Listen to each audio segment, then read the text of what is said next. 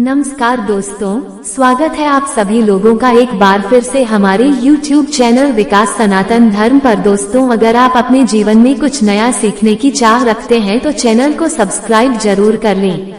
क्या हो सकता है ओम मंत्र का रहस्य? हमें ये तो पता ही है कि ओम मंत्र के उच्चारण से मन को शांति मिलती है और सकारात्मकता बढ़ती है, परंतु क्या इसके अतिरिक्त भी ओम मंत्र का कोई गूढ़ रहस्य है? ओम का रहस्य जानने से तुम्हें ब्रह्मांड के सीक्रेट कोड 369 में से 3 नंबर वाली पहली चाबी मिल जाएगी, जिससे आप सबसे बड़े खजाने के सभी ताले खोल सकते हैं और संसार में सबसे अमीर व्यक्ति भी बन सकते हो। और साथ में ये भी जान सकते हो कि आत्मा क्या है, मोक्ष क्या है, ब्रह्मा क्या है, तुम संसार में क्यों आए हो और तुम्हारा उद्देश्य क्या है। और अगर तुमने उनके रहस्य को नहीं जाना तो तुम्हारे पास अरबों खरबों रुपए होने के बावजूद भी तुम संसार के सबसे गरीब और भिखमंगे व्यक्ति ही रहोगे। और ओम मंत्र का ये रहस्य तुम वेदों और उपनिषदों से प्राप्त कर सकते हो, लेकिन अगर तुम्हारे पास इतना समय नहीं है कि तुम इनका अध्ययन कर सको तो आपको हमारी इस प्रस्तुति को अंत तक एकाग्रचित होकर जरूर देखना चाहिए। ओम सनातन धर्म का प्रतीक है और यह शिव का भी प्रतीक है। ओम एक ऐसी ध्वनि या मंत्र है जो अनगिनत रहस्य को अपने अंदर समेटे हुए है। और अमेरिका की ऑक्सफोर्ड यूनिवर्सिटी में डायरेक्टर रह चुके पीटर रसेल ओम मंत्र पर गहन अध्ययन कर रहे हैं और उन्होंने =mc² को ओम =mc² के समकक्ष बताया है। और वो कहते हैं कि यह सूत्र चेतना की अभिव्यक्ति को दर्शाता है। ओम ही ब्रह्मांड की एक ऐसी ऊर्जा है जिससे ये ब्रह्मांड बना है। यूनाइटेड स्टेट में अलग अलग जगह पर रिसर्च चल रहा है कि ओम की ध्वनि का हमारे शरीर पर क्या असर पड़ता है। इस रिसर्च में जब अलग अलग ध्वनि को ऊंची आवाज में बजाया जाता है तो हर ध्वनि का असर शांत पड़े पानी पर अलग अलग पड़ता नजर आता है, लेकिन ओम की ध्वनि का असर पानी पर सबसे अलग पड़ता है। रिसर्चर खुद हैरान थे कि ओम की ध्वनि के बजने पर पानी पर ऐसी आकृति बनती है जैसे कि सनातन धर्म में बताए गए श्री यंत्र की आकृति होती है। ओम के सिवा कोई ध्वनि ऐसी आकृति नहीं बनाती थी। रिसर्चर ने बताया कि ओम की ध्वनि बहुमूल्य ज्ञान का खजाना है और जब प्राचीन काल में एक सन्यासी को लगा कि गुप्त मंत्र से बड़े ब्रेक खजाने के ताले तोड़े जा सकते हैं तो यह सन्यासी गुरु मंत्र की तलाश में एक बड़े आश्रम में जाता है। वहाँ के आचार्य से कहता है कि आप मुझे मूल्यवान गुप्त मंत्र दीजिए। तो आचार्य ने कहा कि मैं तुम्हें गुप्त मंत्र तो दूंगा, लेकिन तुम्हें सालों तक यहाँ रहकर सेवा करनी होगी। सन्यासी नहीं सेवा करते करते सालों बिता दिए। एक दिन सन्यासी आचार्य के पास गया और बोला कि अब तो वह गुप्त मंत्र मुझे दे दीजिए। तो आचार्य ने कहा कि ठीक है, तुम मेरे नजदीक आओ, मैं तुम्हारे कान में वो गुप्त मंत्र कहूँगा। सन्यासी नजदीक गया तो आचार्य ने ओम मंत्र दिया। सन्यासी खुश हो गया, वो वहाँ से चला गया और ओम का जाप करने लगा, लेकिन कोई धन की प्राप्ति नहीं हुई। तो उसे संदेह हुआ कि आचार्य ने उसके साथ धोखा किया है। वह जब बाहर निकला तो एक माँ उसको बुला रही थी कि ओम के बेटे यहाँ आओ। तो सन्यासी चौंक गया क्योंकि यहाँ तो किसी के बेटे का नाम ही ओम था। जब वो और आगे गया तो कुछ ब्राह्मणों को देखा जो हरि ओम बोल रहे थे। सन्यासी ने कहा, अच्छा यहाँ भी ओम बोला जा रहा है। सन्यासी रास्ते में और आगे बढ़ा तो कुछ विद्यार्थियों को ओम शांति ही बोलते हुए सुना। तो सन्यासी कहने लगा, कहीं आगे ओम बोला जा रहा है तो कहीं वाक्य के पीछे ओम बोला जा रहा है। इस ओम मंत्र को तो सभी जानते हैं, तो यहाँ ओम का मंत्र कैसे गुप्त मंत्र हो सकता है? निश्चित ही मेरे साथ धोखा हुआ है। वो अपने आचार्य के पास गया और कहने लगा, आचार्य आपने मुझे ये कैसा मंत्र दिया है? इसे तो हर कोई जानता है, तो फिर यह कैसे गुप्त मंत्र हो सकता है? आप मुझे कोई दूसरा गुप्त मंत्र दीजिए जिससे मुझे खजाने की प्राप्ति हो। आचार्य बोले, ठीक है, मैं तुम्हें दूसरा गुप्त मंत्र दूंगा, लेकिन तुम्हें मेरा एक काम करना होगा।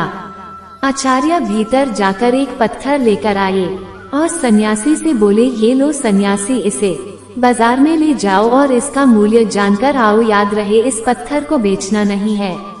सन्यासी पत्थर को लेकर बाजार में गया और सब्जी वाले को दिखाया। सब्जी वाला बोला, ये तो मेरे बांट के बराबर है, मैं उसके बदले में तुम्हें शेर बैंगन के सिवा कुछ नहीं दे सकता।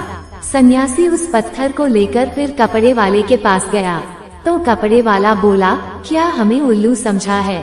पत्थर बेचकर हमें ठगना चाहते हो? चलो चलो यहाँ से। सन्यासी पत्थर को लेकर पूरे बाजार में फिरता रहा, लेकिन किसी ने उसका मूल्य नहीं बताया और किसी ने उसको मुफ्त में भी नहीं लेना चाहा। फिर सन्यासी उस पत्थर को लेकर एक जौहरी की दुकान पर गया। जौहरी ने उस पत्थर को देखा और बोला, कहाँ से मिला तुम्हें इतना कीमती रत्न? ये तो बहुत ही मूल्यवान रत्न है। मेरे पास तो इतना धन ही नहीं है कि मैं ये रत्न खरीद सकूं, और पूरे राज्य में शायद ही कोई ऐसा होगा जो इसे खरीद सकेगा। सन्यासी उस पत्थर को लेकर अपने आचार्य के पास वापस आया और आचार्य से कहने लगा, आचार्य, जौहरी इसे मूल्यवान बता रहा था और दूसरों के लिए यह एक पत्थर मात्र था। आपको पता था कि यह पत्थर नहीं लेकिन कीमती रत्न है, तो फिर मुझे इसका मूल्य जानने के लिए बाजार में क्यों भेजा? तो आचार्य कहने लगे, ताकि तुम ओम का मूल्य जान सको। जैसे इस पत्थर का मूल्य हर कोई नहीं जान सका, यानी इसका मूल्य गुप्त है, हर कोई नहीं आंक सकता, केवल पाकी आंखें ही पहचान सकी कि यह पत्थर नहीं रत्न है।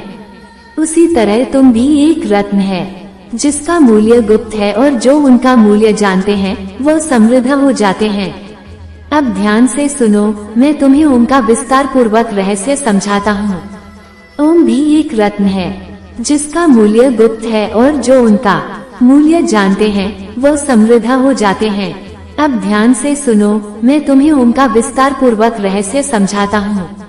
देवताओं के सेनापति भगवान कार्तिकेय ने भगवान शिव को ओम का जो अर्थ बताया है वो मैं तुम्हें बताता हूँ। ओम एक ऐसी प्राकृतिक ध्वनि है जो बिना किसी टकराव से उत्पन्न होती है। इसे तुम अक्षर, शब्द, ध्वनि या नाद भी कह सकते हो। ओम में 3 ध्वनियाँ हैं जिसे मात्रा कहा जाता है, वे है और ध्वनि, ध्वनि और मध्वनि। जब ध्वनि और ध्वनि मिलते हैं तो वो ध्वनि बनाता है, और जब से मिल जाता है तो ओम बनता है। ओम की 3 ध्वनियों से ही समस्त विश्व की सभी भाषाएं और बोलियां बनती है, और गूंगा भी ध्वनि, ध्वनि और मध्वनि, ये 3 ध्वनियां बोल सकता है। आपकी भाषा कोई भी हो, लेकिन जब आप उच्चारण के लिए मुंह खोलते हैं तो सबसे पहले आकार की ध्वनि ही निकलती है, और जब तुम उच्चारण के अनंतर मुंह बंद करते हो तो मकार की ध्वनि ही निकलती है। और जब तुम होठों को पास लाकर मुख को आधा खुला और आधा बंद रखते हो, मुख से बुखार की ही ध्वनि सुनाई पड़ती है। इसलिए सभी भाषाओं की सभी ध्वनि या फिर वह स्वर हो या व्यंजन ओंकार के अंतर्गत ही आती है। इसलिए ओम विशिष्ट वैश्विक ध्वनि है। ओम ईश्वर का प्रतीक भी है।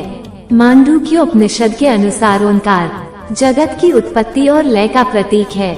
ध्वनि सर्जन को दर्शाती है, ध्वनि सांसारिक प्रपंच को दर्शाती है, और मत ध्वनि इस समग्र संसार की लय को दर्शाती है। ओंकार आत्मा की 3 अवस्थाओं को भी दर्शाता है।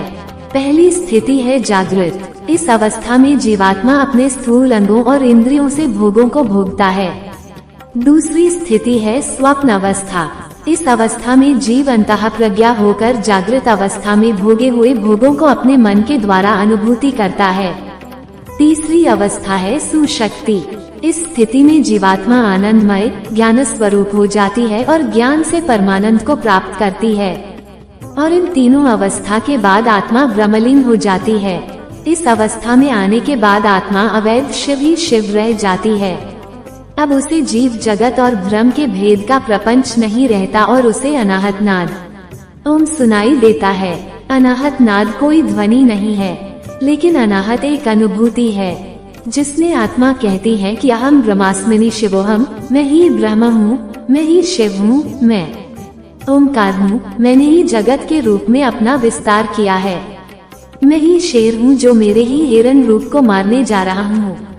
मैंने ही अपने पुत्र के रूप में जन्म लिया है और मैं ही मेरे माता पिता के रूप में जन्म ले चुका हूँ। इस संसार में केवल मैं ही हूँ, मेरे सिवा कोई नहीं है। बोलने वाला भी मैं ही हूँ और सुनने वाला भी मैं ही हूँ। सांप बनकर मैं ही अपने आप को डंसने जा रहा हूँ और मैं ही उससे बचने के लिए दौड़ रहा हूँ। इस ओमकार के रहस्य को जान लेने के बाद सोना, चांदी, रुपए, पैसे सब मिट्टी लगने लगता है, क्योंकि यह सब भौतिक पदार्थ वास्तव में मेरा ही स्थूल रूप है।